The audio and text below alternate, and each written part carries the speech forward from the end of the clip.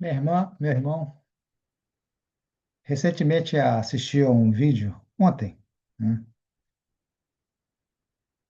em que o presidente da Gazeta do Povo, aqui no Paraná, o Guilherme Cunha Pereira, fala coisas assim fundamentais para a nossa sociedade, notadamente para a nossa liberdade de se expressar, seja qual assunto for. Mas nessa situação em que nós estamos vivendo, e sobre alguns dados que ele especifica e fundamenta nesse vídeo, são muito pertinentes. Como, por exemplo, a Advocacia Geral da União, a AGU, notificou a plataforma X, o Twitter, para remover ou rotular como desinformação publicações de pessoas comuns. Essas pessoas estavam comentando e criticando um projeto de lei em discussão no Congresso. Olha, pessoas comuns como eu, como você, não podemos debater, não podemos argumentar onde seja que a gente possa estar, aqui online, numa escola ou qualquer outro lugar, sobre um projeto de lei.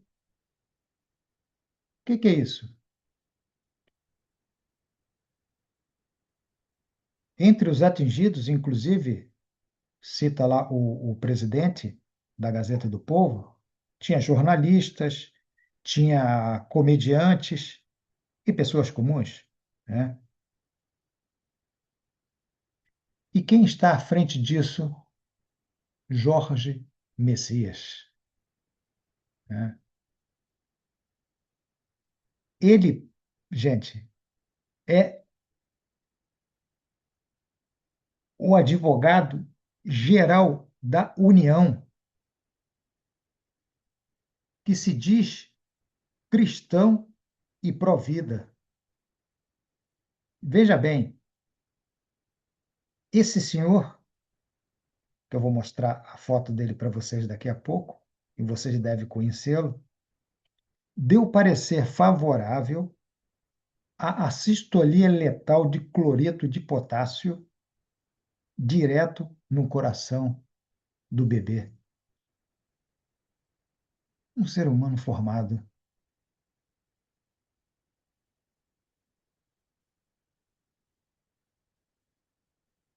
E sabe o que é o mais grave?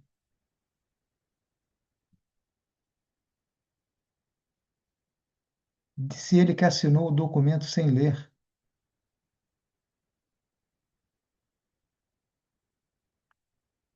Isso cai bem na tua cabeça? Diga, minha irmã, meu irmão, como pode um advogado dizer isso? Será que ele não tem vergonha na cara?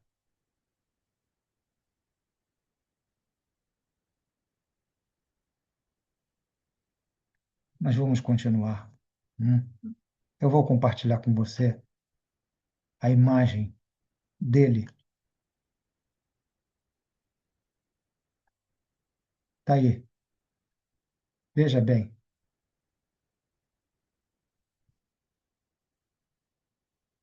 Esse é o Jorge Messias, né? E detalhe, gente, ele está sendo indicado pelo governo do senhor Luiz Inácio Lula da Silva para uma vaga no Supremo Tribunal Federal, porque há alguns meses o Barroso saiu do Supremo Tribunal Federal por questão de idade, né? E esse é o cenário, né? Aí eu volto àquela perguntinha que vocês sempre vão ouvir eu dizer aqui, de que eu gosto. E daí? isso não importa, porque não é sobre um posto específico, é sobre o direito básico de qualquer pessoa discutir uma lei antes de existir, o que é normal em qualquer democracia, né? Você não vai assinar um documento, você não vai aprovar uma proposição sem antes ler, debater com outras cabeças, né? Para chegar a um denominador. Não é assim? Se você não pode criticar um projeto, você já perdeu parte do seu papel, gente, como cidadão. Isso afeta todo mundo, não só quem posta, como eu costumo fazer aqui com vocês, com os meus vídeos. Afeta todos, porque afeta, inclusive, quem vota.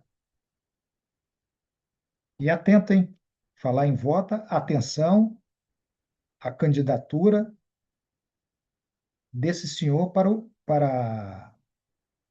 o Supremo Tribunal Federal, né? Há uma sabatina agora, no dia 29, está marcada. E tem senadores já dizendo, né? A oposição vai ser derrotada nesse sentido. Ele vai ser aprovado. O que que você acha? Com o Senado que nós temos aí, eu creio que esses senadores que diz que ele vai ser aprovado, pode ser uma verdade, porque esse Senado não é confiável, né? E tudo isso, gente, afeta quem será governado por essa lei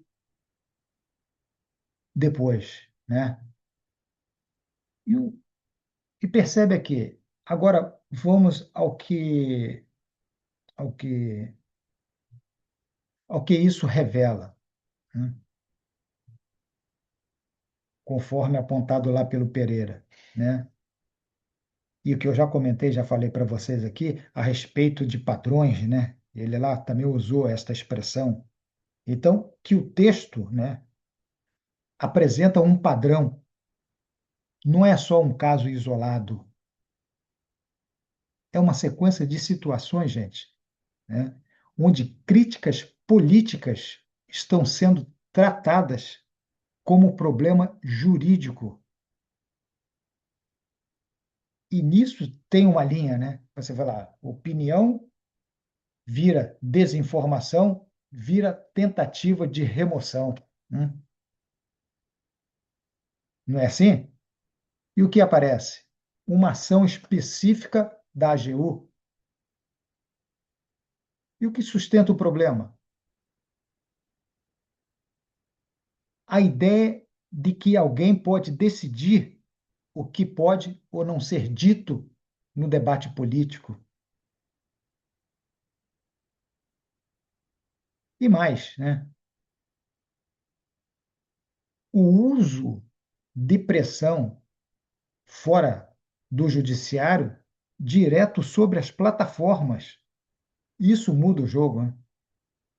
Porque o governo deixa de participar, gente. Observa, o governo deixa de participar do debate e passa a tentar controlá-lo.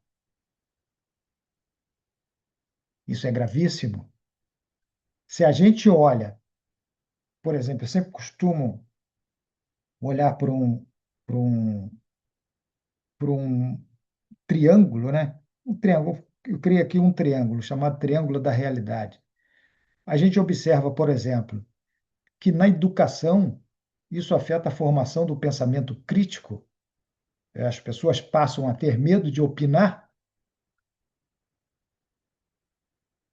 Não é assim o que está acontecendo? Hoje a gente age de modo assim meticuloso. Oh, que eu devo falar? Pô, essa palavra, será que eu posso usar? Será que eu posso dizer isso sobre os que estão lá no Supremo Tribunal Federal? O que que vai acontecer comigo se eu disser isso ou aquilo? Aí vem a cultura, né? O ambiente político fica mais restrito, porque você vai ter menos debate menos confronto de ideias. E a saúde do cidadão, né? A saúde democrática, como é que fica essa questão? Tudo, gente. Todo o sistema perde o oxigênio. Porque sem debate livre, a decisão coletiva enfraquece e muito, correto? Então, lá, o analista, ele é absolutamente crítico com relação a tudo isso. E ele vê isso como um risco, o que é notório, à liberdade de expressão. E associa esse episódio à indicação do ministro para o Supremo, de um ministro para o Supremo, né? Ou seja, transforma um caso pontual em argumento político maior,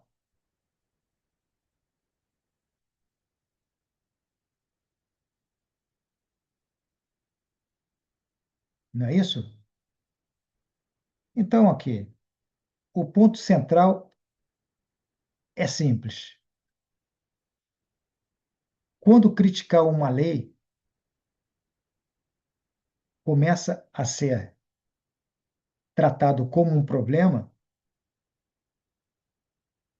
observe, o problema já não é a lei, é o ambiente onde ela está sendo criada. É tudo, minha irmã, meu irmão. Deus guarde seus dias.